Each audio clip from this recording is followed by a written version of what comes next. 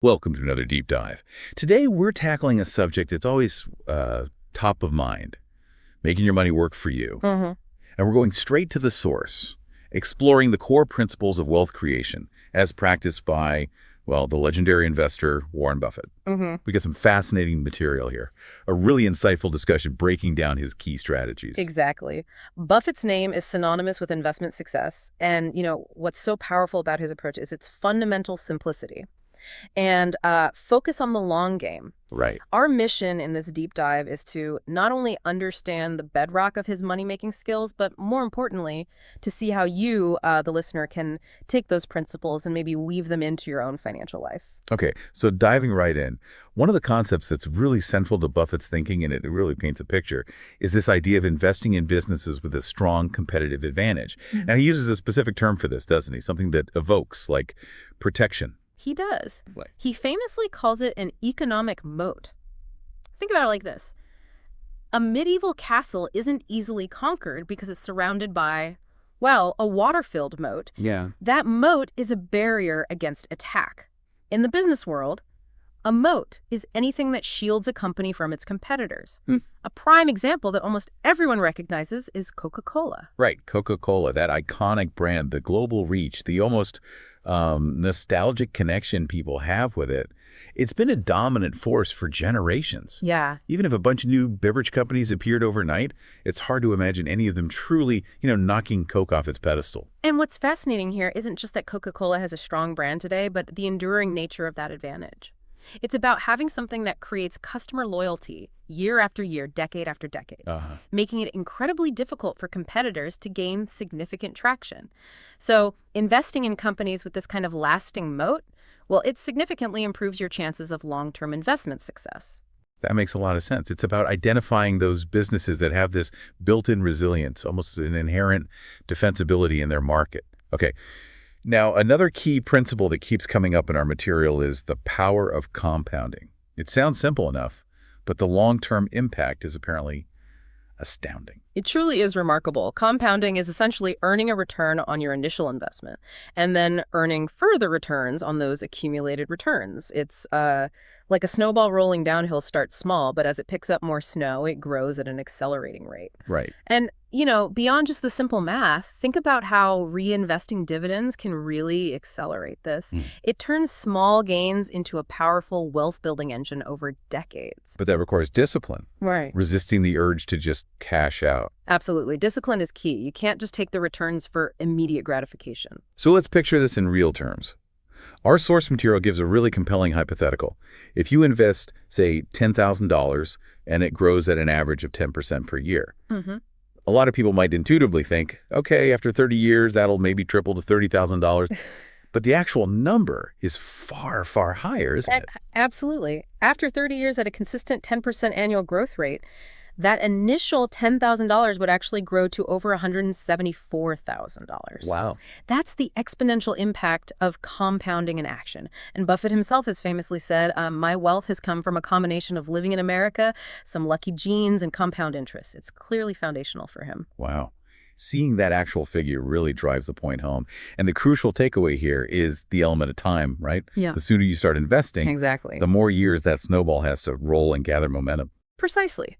Even relatively small, consistent investments made early in your life can have a surprisingly significant impact many years down the line, all thanks to, the cumulative effect of compounding. It just highlights the importance of starting early, even if it's with modest amounts. Okay, so we've covered investing in strong, durable businesses and letting the magic of compounding work its long-term wonders. Now, let's delve into a topic where Buffett has very strong opinions. Avoiding debt like the plague. That's a pretty forceful stance. It is. Buffett holds a very firm conviction against excessive debt, especially high-interest consumer debt like credit cards. He views it as a significant obstacle to building wealth, something that can really erode your financial progress. He definitely doesn't pull any punches. Our source quotes him saying, if you're smart, you don't need debt. If you're dumb, you shouldn't be using it. That's about as direct as it gets. It is blunt, yeah, but it reflects his underlying belief that if you have a solid grasp of your finances and are making sound investment decisions, You shouldn't need to rely on borrowing money, particularly at high interest rates. Right. And if you lack that financial understanding, then debt can become a very dangerous trap, quickly escalating out of control. It's interesting to contrast this with how some really successful companies operate, isn't it? Our material mentions Apple, a hugely profitable company with massive cash reserves and relatively low debt. Then you see other companies burdened by significant debt, really struggling to weather economic downturns. Exactly. Companies with strong balance sheets and low levels of debt have far greater flexibility and resilience when faced with economic challenges. And this principle applies directly to your own financial situation. How so? Well, every dollar you spend on interest payments is a dollar that isn't working for you. It's working for the lender. So prioritizing living below your means is absolutely crucial to avoid falling into that cycle of unnecessary debt. So it's about prioritizing, saving, and investing those dollars instead of constantly paying interest on things you've borrowed. That's a really clear distinction. Okay, now another cornerstone of Buffett's philosophy is buying quality stocks at the right price, often referred to as value investing. Can you unpack that for us a bit more? Certainly. Buffett's fundamental philosophy here is perfectly captured in his famous saying, "Price is what you pay. Value is what you get." Okay. He's not just looking to buy any stock that happens to be going up. He's actively seeking out fundamentally strong companies, those with the enduring moat we discussed earlier, that are currently trading on the stock market at a price below what he believes they're truly worth. So you're looking beyond the price tag. Exactly. You're looking at the underlying financial health, the future prospects, things like earnings, debt levels, growth potential, to see if the current stock price is actually a bargain compared to its real worth. So it's about being a really discerning shopper in the stock market, not just following trends or buying what's popular, but actually digging deep into the fundamentals of a business to identify those hidden gems that are undervalued. Precisely. Our source material points to his investments during the 2008 financial crisis in companies like Goldman Sachs and Bank of America. That seems like a textbook example of buying low when there was a lot of fear in the market. It absolutely is. When the financial markets were in turmoil, Buffett recognized that fundamentally sound institutions like Goldman Sachs and Bank of America had seen their stock prices plummet, often far below their intrinsic value. He had the conviction, and crucially the capital, to invest when many others were selling out of panic. And, well, those investments proved to be incredibly profitable over the long term as the market recovered. And this perfectly aligns with another one of Buffett's well-known quotes. The stock market is a device for transferring money from the impatient to the patient.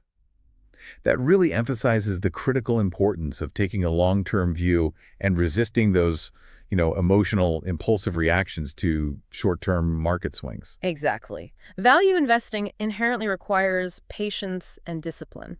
It's about thoroughly understanding the underlying business you're investing in, adopting a long-term perspective on its growth and potential, Right. and not being unduly influenced by short-term fluctuations in the market. If you react to every market dip by selling, you're essentially locking in losses and potentially handing over future gains to someone who is willing to ride out the volatility. Right. It's about focusing on the actual long-term value and potential of the business itself, rather than getting caught up in the day-to-day noise of the stock price. Now, shifting our focus a bit, our material also touches on Buffett's personal habits and his emphasis on thinking long-term and avoiding chasing quick money.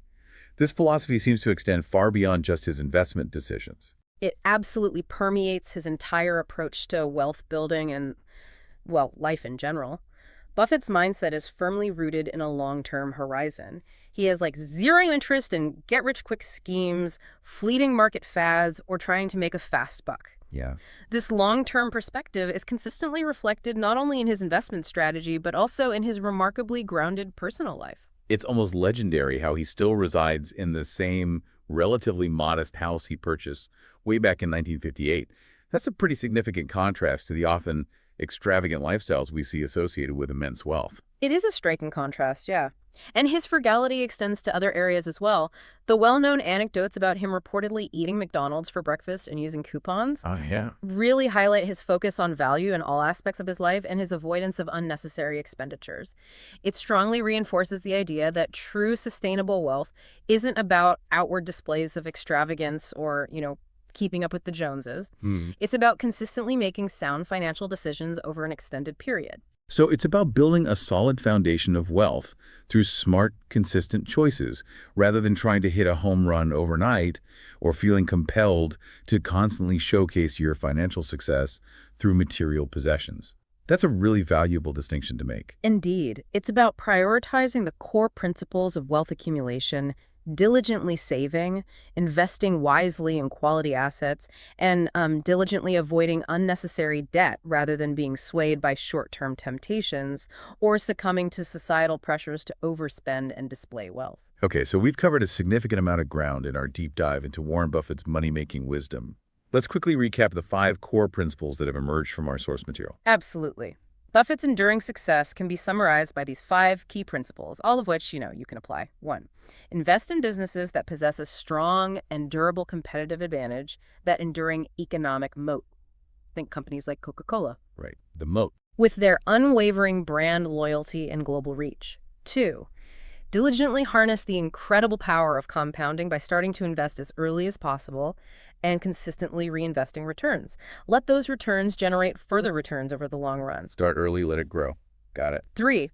Make a conscious effort to avoid unnecessary debt, particularly high-interest consumer debt, and prioritize living consistently below your means. That frees up capital for investment. Avoid bad debt, live below means. Okay. 4. Practice the principles of value investing. Seek out fundamentally strong, high-quality companies that are currently trading at a price below their intrinsic worth, and exercise patience in your investment decisions. Buy good stuff cheap and be patient. Number 5. 5. Cultivate a long-term mindset in all your financial dealings. Consciously avoid the temptation to chase quick profits or get caught up in short-term market trends. Focus on the sustainable, long-term growth of your wealth. That's a fantastic and concise summary.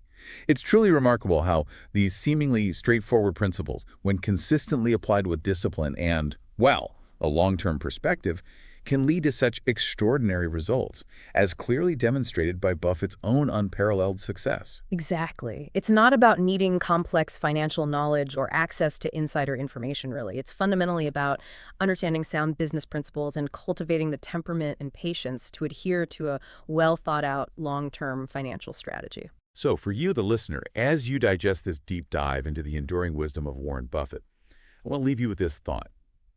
Considering these 5 core principles, investing in companies with a strong moat, actively leveraging the power of compounding, diligently avoiding unnecessary debt, consistently practicing value investing, and resolutely thinking long-term, what is one concrete, immediate step you could realistically take today? Could you strengthen your investments in a moat company, take greater advantage of compounding, or maybe actively reduce an element of unnecessary debt in your life? It's about taking these powerful insights and making them actionable in your own personal financial journey.